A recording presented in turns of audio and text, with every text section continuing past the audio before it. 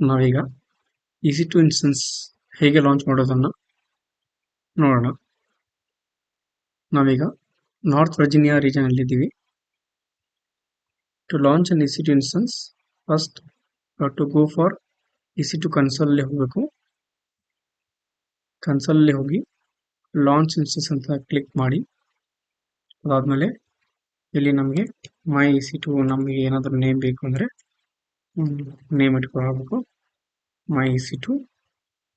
ಅದಾದ್ಮೇಲೆ instance ಟೈಪ್ನ select ಮಾಡ್ಕೊಳ್ಬೇಕು, T2.micro ಅಥವಾ T2.nano ಯಾವ್ದು ಬೇಕಾದರೂ ನಿಮಗೆ ಚೂಸ್ ಮಾಡಿಕೊಂಡು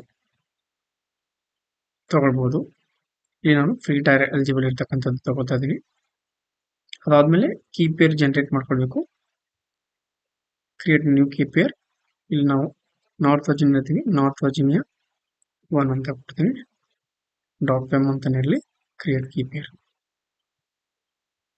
ಓಕೆ, ಅದು ಡೌನ್ಲೋಡ್ ಆಗಿದೆ. ನಾನು ಒಂದು ಕೀ ಪೇರ್ನ ತಗೊಂಡಿದ್ದೀನಿ NV1.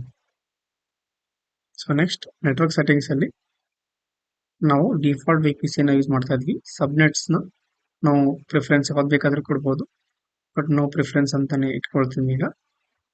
ಆಮೇಲೆ auto assign public IP enable ಇರಲಿ, ಕ್ರಿಯೇಟ್ ಸೆಕ್ಯೂರಿಟಿ ಗ್ರೂಪ್ ಅಂತ ಕ್ಲಿಕ್ ಮಾಡಿ. ಸೊ ನಮಗೆ ಹೊಸ ಸೆಕ್ಯೂರಿಟಿ ಗ್ರೂಪ್ ಕ್ರಿಯೇಟ್ ಆಗುತ್ತೆ. ಅದಾದ್ಮೇಲೆ ಜಸ್ಟ್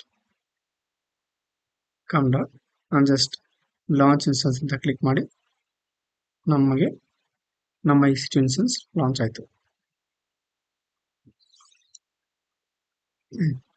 ಸೊ ಈಗ